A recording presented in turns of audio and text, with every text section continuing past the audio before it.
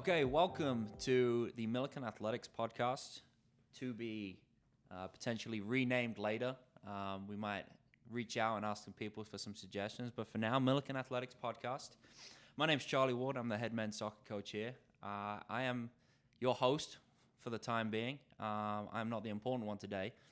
For those of you who follow Millikin Athletics, you'll have seen we recently hired a new men's basketball coach. So welcome, and I have the pleasure of introducing Tom Noonan. It's great to be here. You know, it's an honor to come back to Millikin, a place that's been very important to me, and it's been a great 48 hours here, and excited to talk a little bit about what we got going on. Absolutely. So for those that don't know who you are or don't know much about you, can you just give us a 30-second rundown of, you know, why you're here, where you've been, that kind of stuff? Yeah, so I'm a Millikin alum, graduated 06, so I went to St. Teresa, then came to Millikin. I went into education, and so I've been a history teacher at St. Teresa for about 17 years. I was also a boys basketball coach there within the program since the time I was a sophomore here at Millikin. And then I joined Coach Soderberg's staff for 4 years when he took over in 2021. I married a Millikin alum. So I've been a longtime basketball coach, longtime member of Millikin and the Decatur community, and now stepping in to take over the program. That's awesome. So you mentioned you graduated in 2006, strong ties to Decatur. What does Millikin mean to you from an athletics point of view, from an institutional point of view, and why was now the right time to get into college head coaching? Yeah, so when I got into coaching, I always was looking, all right, what's the next challenge? What's the next challenge? What's the next challenge? And college coaching has always been starred for me. And when I got on board with Coach Soderberg in 2021, I just absolutely loved my time here. And the reason I love my time here is because the relationships we've been able to build. So when I was a student here, it became very important to me of who I surrounded myself with. And I was a member of the baseball team, and those are some of my best friends today. So Millikin is a school that gave me a lot of confidence in who I would become as a coach, who I would become as a teacher. And then when I was able to step back in to college basketball about 5 years ago, that opportunity to see those young men, give them the opportunity to come onto campus, build those relationships, build them and prepare them for life. That's really kind of the main thing that really energized me about this opportunity.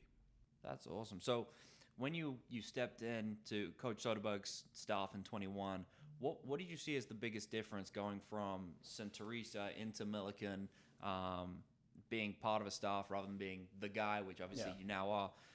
How did that time kind of affect you? What did you pick up on that's going to really help you now that you're back and you're in charge? Well, I think the biggest adjustment was the investment level. Like guys at this level, it's such a high level with being in the CCIW, competing NCAA Division III, that the investment of guys is really, really high. And that's something that it's contagious. What I learned a lot during my time here in the recruiting process is recruit with your eyes, not your ears, because everybody tells you guys are great. So you need to put your eyes on them, and you need to trust yourself with evaluations. And that's the biggest thing that we really worked on with recruiting during my time here. And then the other thing, and this is central from, we're now members of the Dick Bennett coaching tree with Dick Bennett, Tony Bennett, Brad Soderberg, Kramer Soderberg, myself, blessed to be a part of that. You win with the right people. You win with people first. So there's a lot of really talented people out there, but don't bring people in that aren't a great fit for you and for your style and what we can do here at Millikin. So that's really what I learned a lot of, is our guys at this level, they're so invested, they want to be so good. And then as we recruit, like, talent is most definitely a big part of it, but just get the right people on our bus, get the right people going. Being on my end of it, soccer, I agree with you. Talent level it's what's going to help you, but the guys and the culture you create, it's 100% about the people. So let's just circle back to St. Teresa. Do you know kind of and off the top of your head your record from St. Teresa or anything like that? I know it's over 200 wins because a newspaper reporter was really big on me becoming the all-time winningest coach, and they did a little ceremony for me, and nobody was there because it was COVID times. So Okay. it was interesting. Yeah. I'm going to big you up here for a second. 20 wins in 6 of your 10 seasons, 5 conference titles, 2 regional championships, 1 sectional. What did you do at St. Teresa that made you so successful? I think the big thing is kind of what I already talked. Get the right people on the bus. I always feel that our program is, it's open. We want a lot of people as part of our program, but once you're there, you have to live to a standard. You have to go about it the right way. Work ethic. You got to do a little bit extra. One thing that I think that is a strength of mine is my education background of understanding learning styles. So as we step into a team meeting, I know that I process information a certain way. I want to know what's going on and how we're going to do it. But my best player might be more interested in who's going to be involved. So my communication style, I think one of my strengths at St. Teresa was understanding learning styles, understanding how I get to communicate with them, and then eventually build those relationships. And relationships are first, then I can hold them accountable. And then I was blessed. We had guys that had great work ethics. Yeah, you can't, doesn't matter how good you're a coach, all right? If you've got the guys that want to be there, and you mentioned it off the top, that the investment level of college players, sounds like you can marry those two things together. It should work in our favor as a department, as a school, as a basketball team. So when you were at St. Teresa, you had a bunch of guys go whole different levels, Division 1, 2, 3. Can you just tell me a little about those guys and kind of how you were on that side of the process and how that's going to help you, potentially evaluate recruits going on this side of it? Yeah, so while I was at St. Teresa, we had kids that were late bloomers, and then we had kids that freshman year, their first practice, you go, oh boy, like this is going to be something special. So I've seen both sides of that recruiting story of where we had to find places for kids, and then they were eventually that right fit. They were a 4-year player, a big part of that program.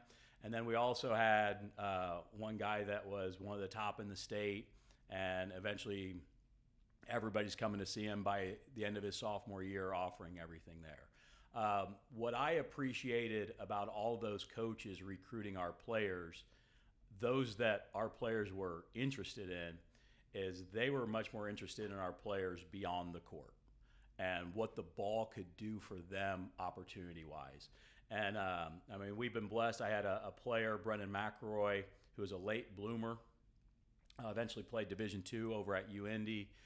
Then he's retired now, but he was a professional in Australia. He was in Tokyo for a while, also some European stops.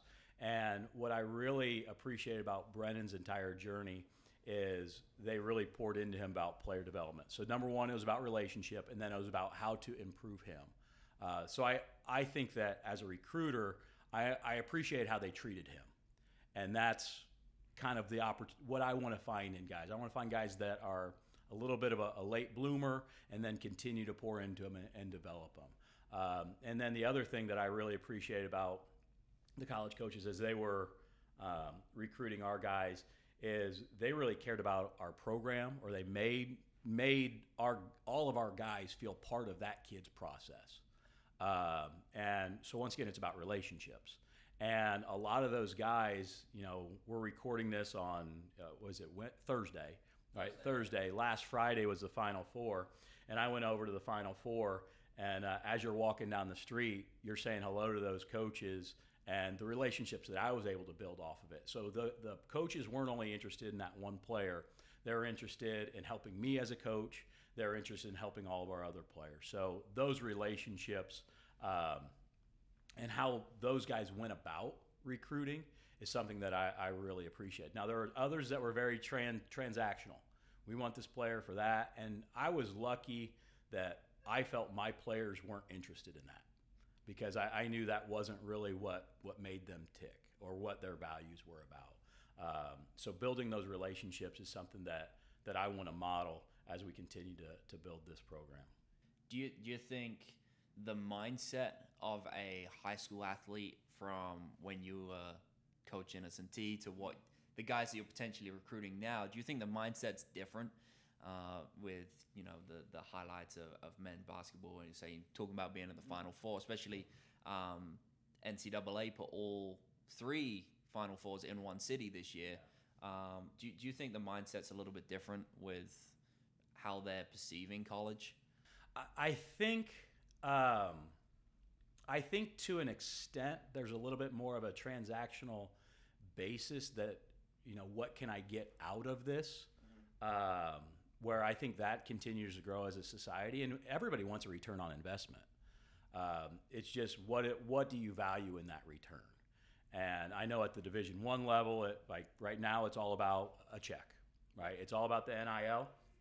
And here, finance is a big part of that. And I think Millikin does a fantastic job of taking care of our athletes when they come on to make sure that over their 4-year time, they're being taken care of in their process and they're walking out of here with a degree.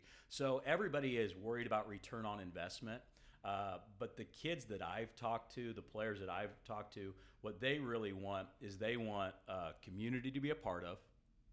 They want guys that are connected, and they just want to get better. They want to get better. And that's their return on investment, I really feel. Okay, so you mentioned the community that they want to be a part of. Obviously, you're coming into let's call it a basketball squad that you know something about. Obviously, you're only 1 year removed. I imagine you stick around. You've been a fan and whatnot, come to games. What is it about the guys that you're inheriting from Coach Soderberg that it makes you excited that you can continue to cultivate this community and this the engagement from those guys going forward? Yeah, we call them pillars kids.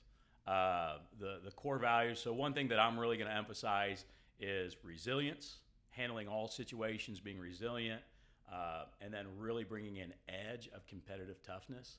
But as we judge or evaluate is a better word than judge, right? As we evaluate the families of our players and as we evaluate the character of our players, the pillars of humility, passion, unity, servanthood, and thankfulness, our guys are pillars kids.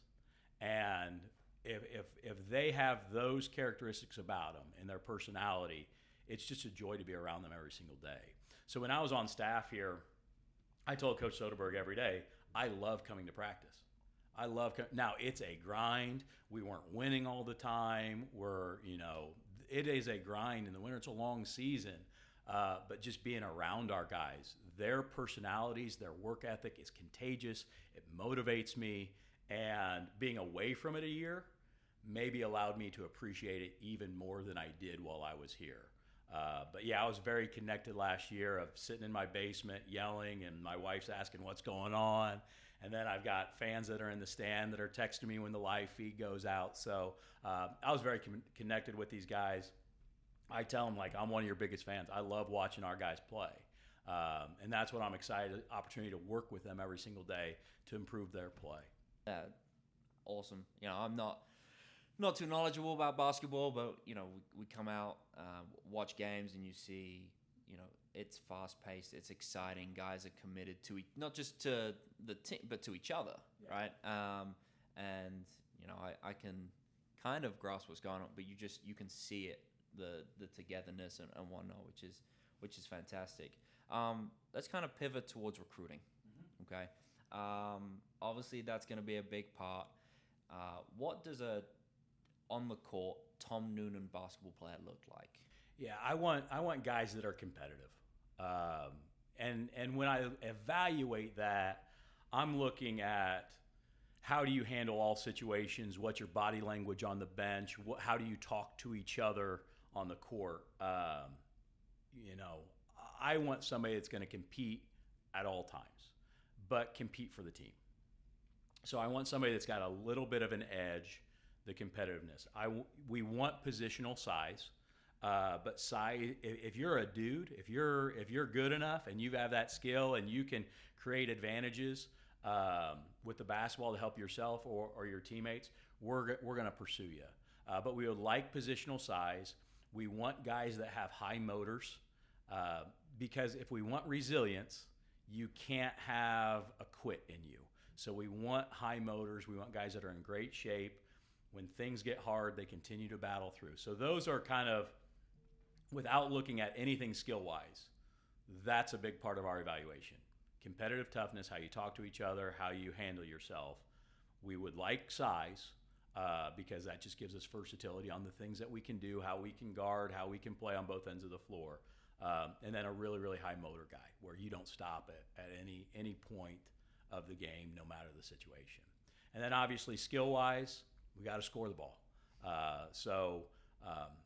We want that size, and then we will label most of our guys shooters or playmakers. And they all can't be playmakers, and they all can't be shooters because they got to complement each other. So as we put our roster together, we're kind of identifying what that person's strength might be. We're putting those rotations together, and then we're trying to find out where our gaps might be. Okay. Is there a balance of how many of each of those categories you have, or kind of educate me a little bit, because that's for my curiosity more than anything. Yeah, so it kind of depends what we're looking at.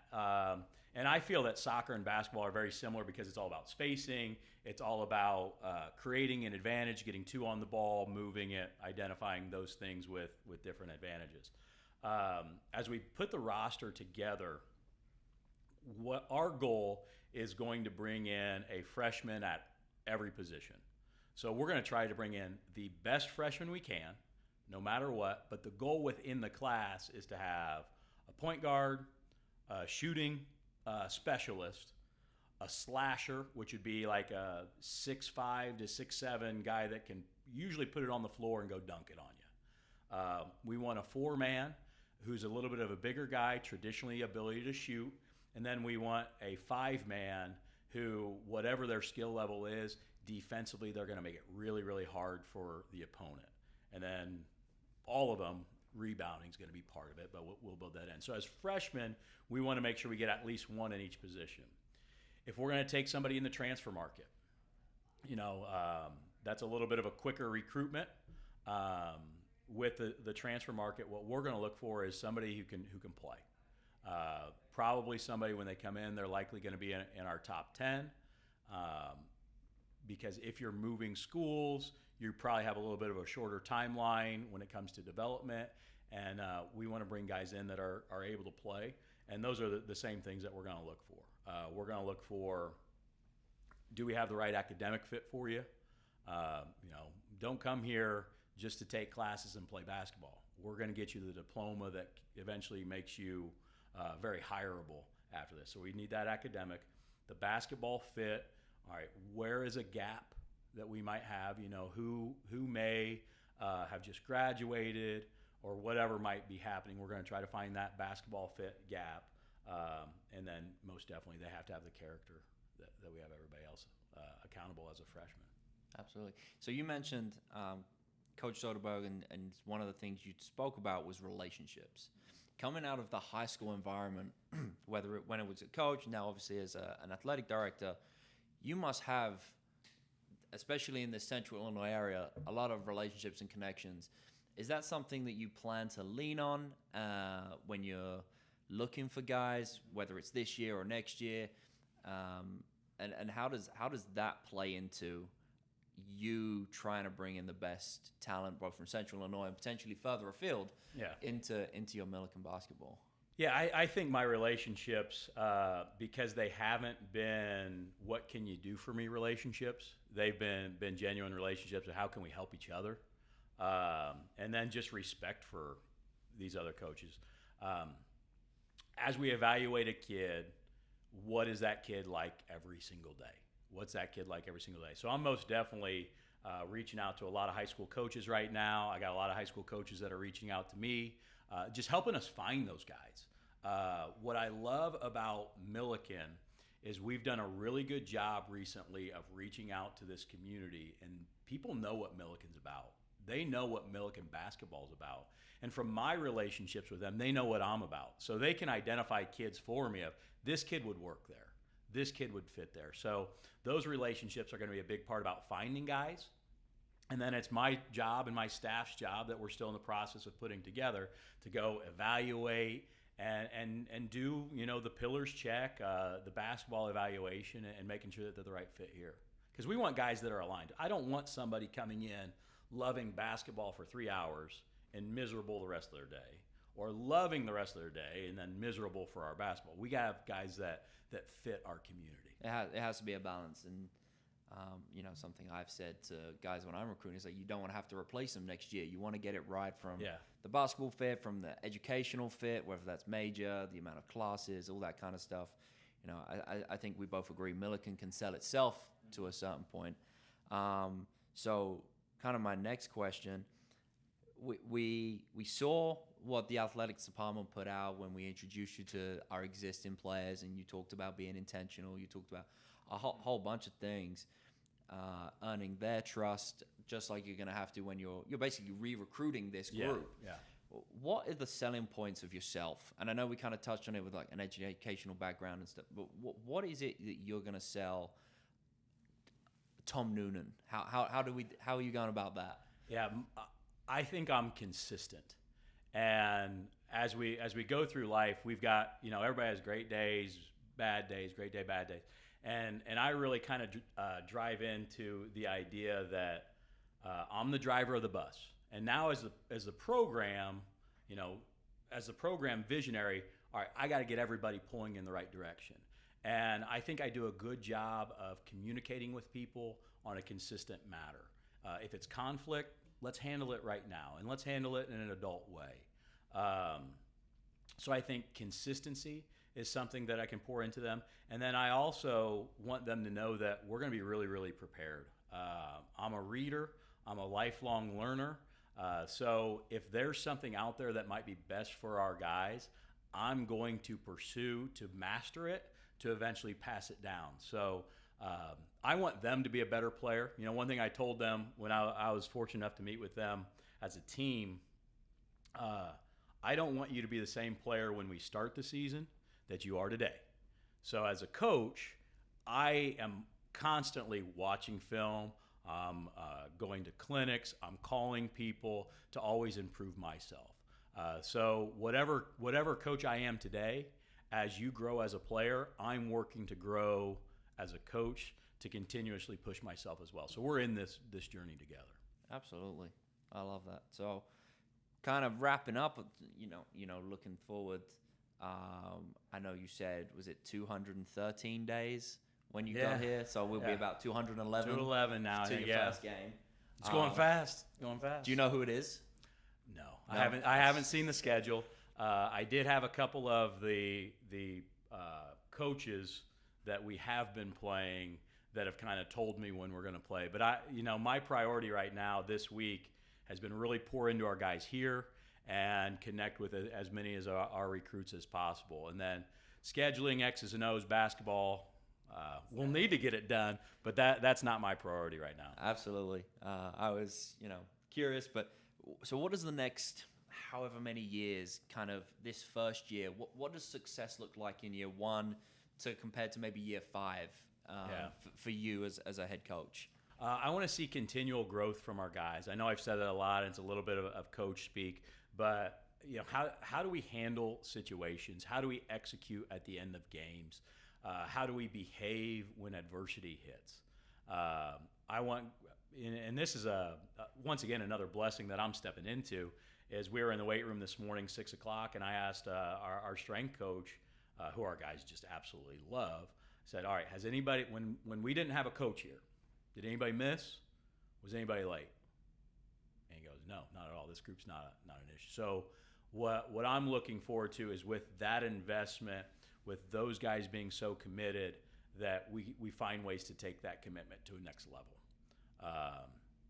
So what does it look like? Tangible, I'm not sure if there's a lot of tangibles. Obviously, we want to be in that conference tournament. That means that we're in the top 6 of one of the top leagues in the nation. We want to make sure that we're playing better basketball at the end of the year than we are at the beginning of the year.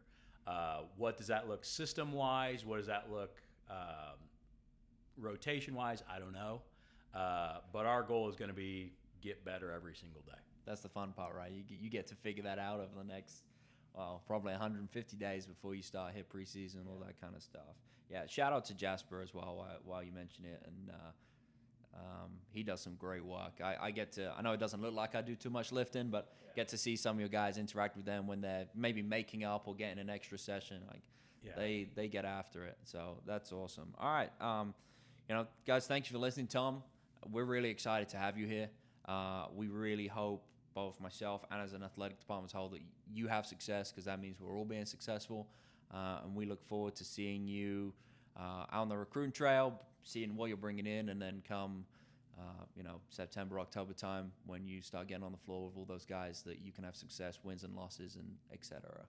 Likewise. Thanks so much for having me. I'm excited to get going, be here, and continue to build this thing. All right, guys. Well, we're going to wrap up here.